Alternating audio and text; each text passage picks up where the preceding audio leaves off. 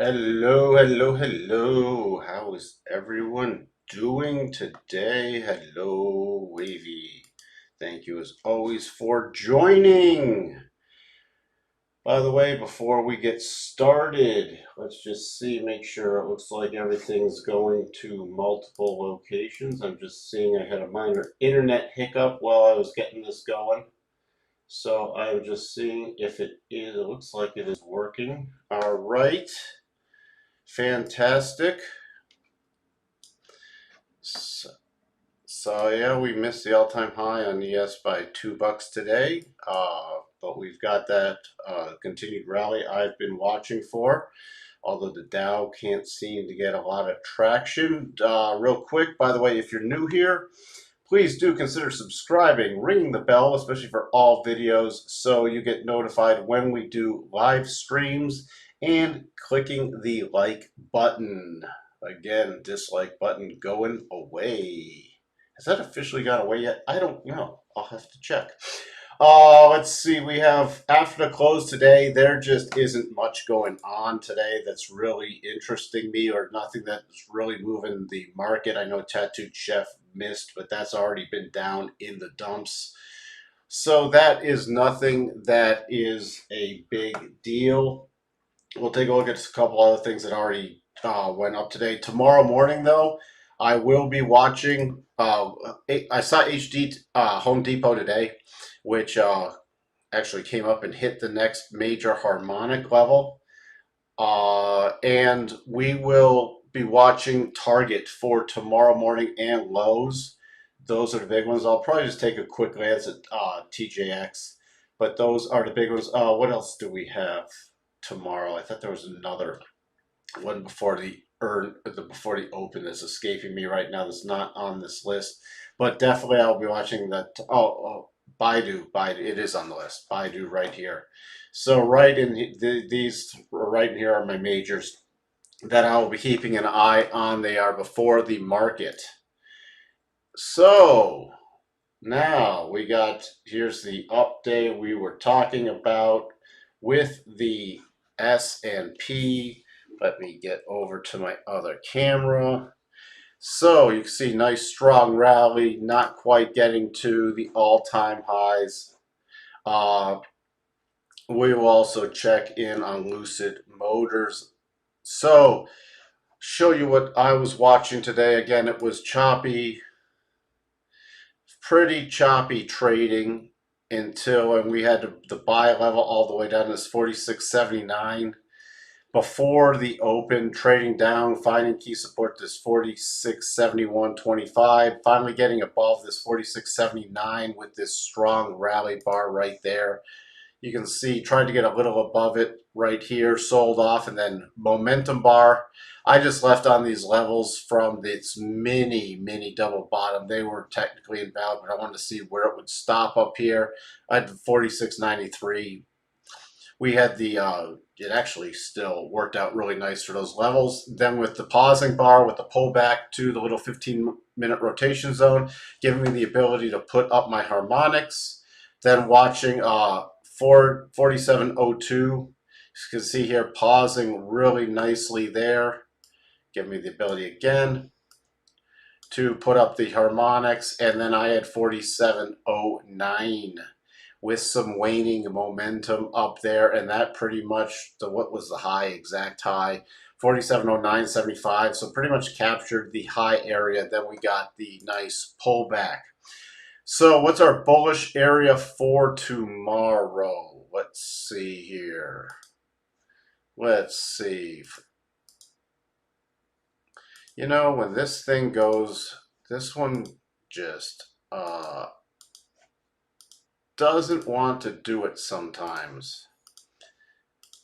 See, it is broken again. So I gotta re-add it.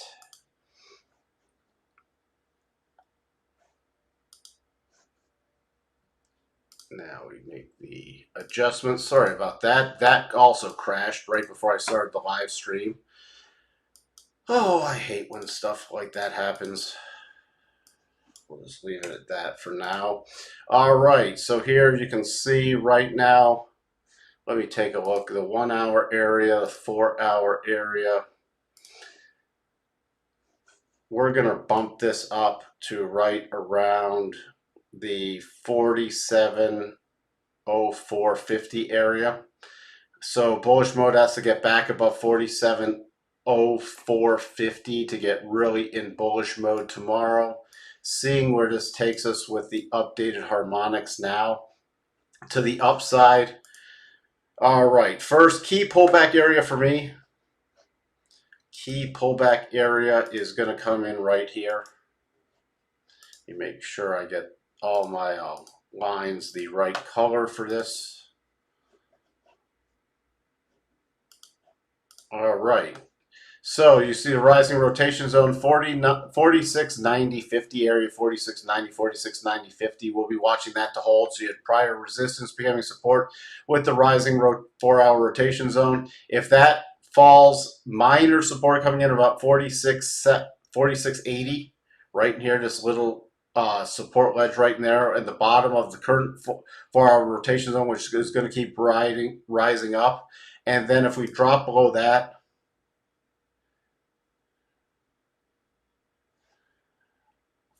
46.71 with today's low. So coming in at today's low, 46.71 area with the rising daily rotation zone. Below that, wouldn't want to. We'd be back into the daily rotation zone if we really start getting a sell-off, which would not be as positive for the continued rally. But next support, I'm coming in at a 46.61. Then I'm keying off of 46.44. Disaster mode is down around 46.17 area. So those are all my key levels. Looks like we really got some stuff going on in Lucid, and we'll take a quick look at XPeng. Also, so let's get through the markets real quick. NASDAQ coming up. See, also finally getting above the buy mode, or the bullish mode, just with the the open. Can see here running up with the open, getting up above there, returning, holding, just basing above it, then moving up the rest of the day. Still had on my harmonic of 16,324. That was from the low back on the 10th of November to this pausing bar on the 15th of November, giving me 16,324, coming up right there and basing right below there. I'm not updating these levels yet because I have a really nice cluster up here. So if we get a strong move up tomorrow, I'm then watching for this cluster area of about 13,362 to 13,371. Then above there, I'd be watching for about 16,420 area. Also, if we start rallying up through this level, you should update the intraday harmonics. Key support, let me get my bullish mode first. Bullish mode, I need to be above 16,313 area. And my first major level of support is coming back about 16,229 to about 16,235 right here with the rising 4-hour rotation zone. Drop below there, I'll watch the 12.5% harmonic with the bottom of the 4-hour rotation zone about 16,187. And then if we drop below there, 16,143 with the bottom of the top of the daily rotation zone. And then disaster mode is all the way at 15,900, but in front of that we have 15,975 as a key level. I'm still with this move up. I'm still, again, watching to see what we get up here, especially above this 16,365 on a closing basis. Have not been able to get a key close above that. Even though we've been higher, we have not been able to key close, so I'll be paying attention to that because we do continue to have waning momentum. And we have the Dow. The Dow did not like the close on the Dow. It got up, earlier than the rest with a bullish mode, running up repeatedly, slamming into a 36 222 harmonic, and then 36 237. So we had this topping harmonic area, and you see could not get above it, waning momentum, and then a really strong sell-off into the close. With that kind of price action, it's got to prove itself. 36,209, 36,210 tomorrow morning. That is going to be key for me. And we're going to leave it. Let's see here. I'm going to, with that bigger pullback, with that really big pullback, I'm going to update the harmonics. Ooh, that gives me a really nice cluster, 36,291. So we get into bullish mode, get through today's high. I'm watching for 36,290, 36,291, then 36,342. Above that, 36,388. However, with this sell-off, we don't have much with the rotation zone coming back to the bottom of the rotation zone, but my support level for tomorrow is coming in at 36,035. We drop below there. I am back to 35,938. 35,938, and then below that, my don't want to see it start dropping below 35,847. And my disaster mode is 35,745. And especially if we did have disaster mode trigger, we come down here, a close below that would invalidate this rotation up on the Dow. So that's some of that. Let's just take a look. Home Depot, mentioned that. Earnings today. They big upside surprise, reported 392. The estimate was 342, and they beat on revenue also. And you see here, I had my next harmonic 394.13. I really like this stock. This was nice horizontal basing, letting the daily rotation zone catch up and letting the weekly catch up from this overbought condition. Still didn't really drop out overbought, but we had earnings coming up, and it dropped out nicely from the daily, and then you got earnings gap up hitting that next harmonic. Above there, if it did continue, although this is, we are having a potential divergence set up now, my next target would just be 400. I don't even have a decent pausing bar here. So all I can use, these would be the long-term levels, but to 406. And the short-term levels for tomorrow, 398.06 and 401.76. However, I'm watching for a potential pullback. Right now, my key support is at 380. We drop below 380. I'd watch for 375, 374.50 to 375 to hold. You don't want it to close back below that because that would be a final pop higher, then a return to the breakout zone. And then if we did get a close in that breakout zone, I'd watch for a pullback. What else do? Oh, Walmart. Just want to touch on Walmart too. Walmart beat $1.45 versus 140, beat on revenue also, but were not happy with overall how strong it was, and I guess some forward guidance coming back. My key level right now is, I actually have an alert set on there for 141.30 to see if the 200 holds. If the 200 does not hold, going to be watching for an even bigger pullback right now. But that is not bullish price action based off of earnings release and selling off into that. Going to keep an eye. We still have this gap behind. So I'm anticipating the gap fill, but then also a retest of that 200. I'm going to watch that on a closing basis. Now I know, here we go. Lucid Group, we put up these these clusters. I don't know, what was that, a couple days ago? So you see here, running up here with this, you had this little run up, very brief pause there, not much of a pause at the first little cluster, and then moving through it, approaching this next cluster area. It's already above their post market, so our next area was 55.54. So, and then we, 56.02 based off the daily, and we're above there. Next area, minor is 57.84. Let's take a look at the bigger picture though. We're back in the nosebleed territory before the big collapse down. Let's update the key levels. Now, we don't have a decent pausing bar, so this is going to have to be what we deal with right now, but it'll give us an idea. So again, we have the 12.5% harmonic coming in at 57.95 to 58.51. That's my next key area tomorrow. Then right around 60.50 to 61 would be an area I'd watch. Then above there, we have all-time highs in 65.41. Those are the key areas. Oh, Lucid, what is now their market cap? Close to $90 billion. What else? XPEV, XPeng. We've talked about this a number of times. I know we have a lot of fans on this channel that want to see updates in this. Up 50.04. So nothing's really changed.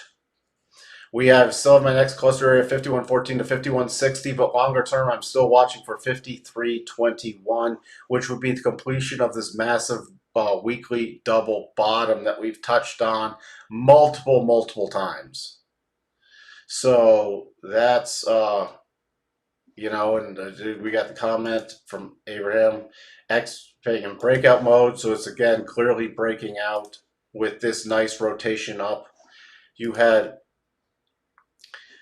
finally getting some separation in the 4-hour rotation zone. So pop up higher, returning to the 4-hour rotation zone just below this little support level, and then rotating up nicely. So again, still longer term watching for increased or higher heights in this. We've already identified those long time ago. We'll do one more. Pfizer, potential cup and handle on the daily. You mean, let's see, this with this little thing? I know some people watch it like that. I'm not trading that as a cup and handle though. It's just got bullish price action to the upside. I'd just be watching. Let's do some projections on it. Support right now, short-term support is this 48.61. Don't want to see it close below there. If we did, I watch for a return closer to the bottom of the rotation zone. And we had this little prior resistance area. Yeah. For Pfizer, so about 47. We get below that. Then I'm keying off of the low from November 5th and watching for the gap fill. But so far, that's holding up nicely with this little pullback to the 4-hour rotation zone. Again, 48.61 is a really nice line in the sand. Let's just see with this. Come on.